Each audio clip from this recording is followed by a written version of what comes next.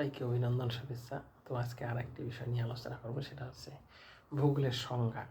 মানে বিভিন্ন দার্শনিক, বৈজ্ঞানিক, বিশেষজ্ঞরা ভূগোলকে যেভাবে ব্যাখ্যা করেছেন তাদের মতামতগুলোকে আজকে তুলে ধরব ভূগোল বিষয়ে। পাশে থাকবে, ভিডিওটা পুরো দেখবে, তাহলে জানতে পারবে। তো ডেফিনিশন অফ ভূগোল বা জিওগ্রাফি, এর আগে আমরা অনেক বিষয় নিয়ে আলোচনা আছি। ভূগোল কী, আধুনিক যুগে ভূগোলের বিস্তার। আচ্ছা, আমরা আলোচনা করব ভূগোলের সংজ্ঞাগুলো, সেই ভৌগোলিকদের দেওয়া। তাহলে প্রাচীনকাল থেকে আধুনিক সময় পর্যন্ত বহু বিজ্ঞানী, দার্শনিক, ভৌগোলিক এবং বহু বিশেষজ্ঞ পণ্ডিত ব্যক্তিরা ভূগোলের বিভিন্ন সংজ্ঞা প্রদান করেছেন, বিভিন্নভাবে ব্যাখ্যা করেছেন। সেক্ষেত্রে আমরা তাদের বিষয়গুলো নিয়ে আলোচনা করব। কারণ বিখ্যাত ভৌগোলিক রবার্ট ই ডিকিনসনের মত অনুসারে ভূগোল শাস্ত্রের উৎপত্তির সময় প্রায় 2000 বছরের বেশি পুরনো। তার মতে 2000 বছরের পুরনো একটা শাস্ত্র তিনি বলেছেন।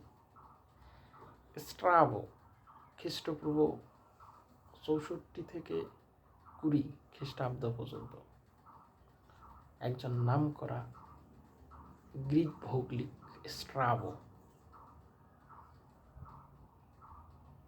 তার জিওগ্রাফিয়া গ্রন্থে, একটা বই জিওগ্রাফিয়া গ্রন্থে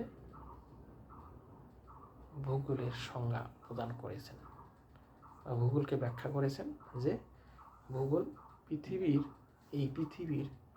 যে জলভাগ, স্থলভাগ, আমরা জানি 3 ভাগ জল, 2 ভাগ জল, 1 ভাগ স্থলভাগ। তা এই জলভাগ ও স্থলভাগের জীব সম্পর্ককে জ্ঞান দান করে এবং পৃথিবীর যে আঞ্চলিক বৈশিষ্ট্যগুলোকে, যে ক্যারেক্টারিস্টিক্সগুলোকে, যে ফিচারগুলোকে, সেগুলো ব্যাখ্যা করে এসেছে ভূগোল। এটা কে বলেছেন? এটা বলেছেন স্ট্রাবো। টলেমি নামে একজন ভৌগোলিক, তিনি বলেছেন যে ভূগোল হলো যে কোনো একটি এরিয়া বা কোনো একটি বাসস্থানের বা কোনো একটি পার্টিকুলার জায়গার মানচিত্রকরণের মাধ্যমে, চিত্র অঙ্কনের মাধ্যমে পৃথিবীর চিত্র প্রদান। মানে একটা অঞ্চলের অঙ্কনের মাধ্যমে সমগ্র পৃথিবীর চিত্র প্রদান। The purpose of the geography is to provide a view of the whole by entire earth map বা earth mapping the location of places, তিনি ব্যাখ্যা করেছেন। এছাড়াও ম্যাকিন্ডার নামে একজন, এই ম্যাকিন্ডার হলো, তার মতে ভূগোল হলো এমন একটি শাস্ত্র যার প্রধান আলোচনার বিষয় হলো মেন অবজেক্টিভস হলো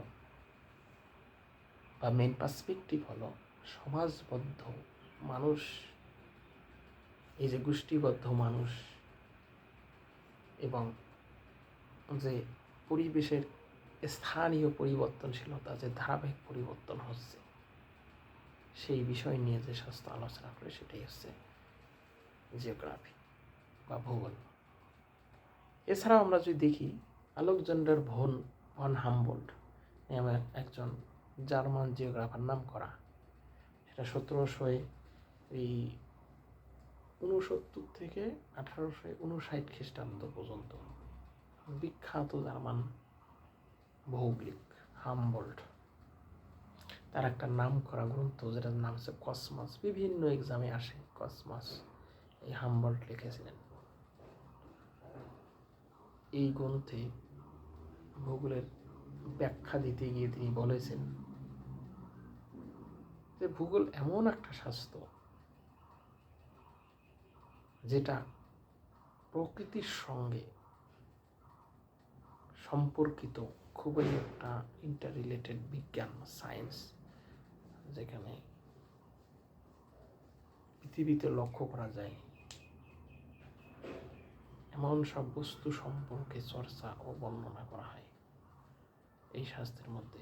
Geography is the science related nature in its the study and described all things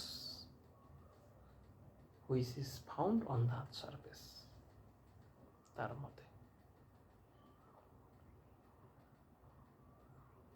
মধ্যে হচ্ছে এটা আসলে বিজ্ঞান। এই ক্ষেত্রে স্পেসের ধারণা তিনি দিয়েছিলেন। সর্বপ্রথম এই স্পেস শব্দটির ধারণা দিয়েছেন এমরিস জোন্স। এই স্পেসটা কি? স্পেসটা হচ্ছে প্রকৃতি এবং মানুষের সম্মিলিত সত্তা বা স্থানকে স্থান হিসেবে গণ্য করা হয়।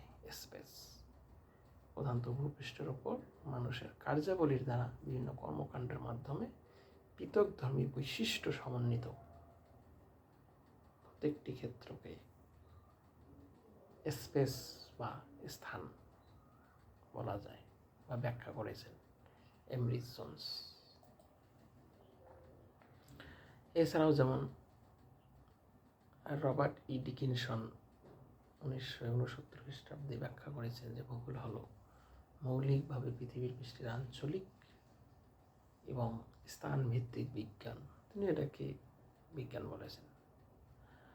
এছাড়াও যেমন ওয়াই-ফু তুয়েন একজন চাইনিজ জিওগ্রাফার, এই তুয়ানের মতে ভূগোল হলো মানুষের বাসগৃহ হিসাবে পৃথিবীর পর্যালোচনা। Geography is the study of the earth as the home of people, এই ব্যাখ্যা করেছেন। তো এইভাবে পৃথিবীকে বিভিন্ন বিজ্ঞানী বিভিন্নভাবে ব্যাখ্যা করেছেন এবং জিওগ্রাফিকে ব্যাখ্যা করার চেষ্টা করেছেন। তো এই ছিল তাদের ধারণা। তো আজকের আলোচনা এখানেই শেষ করছি। পরবর্তীকালে আমি এই ভূগোলের মেন লক্ষ্য, অবজেক্টিভ অফ জিওগ্রাফি নিয়ে আলোচনা করব। আমার পাশে থাকবে, সঙ্গে থাকবে, ভিডিও পুরো দেখবে, তাহলে বুঝতে পারবে। পাশে থাকার জন্য সবাইকে অনেক অনেক ধন্যবাদ।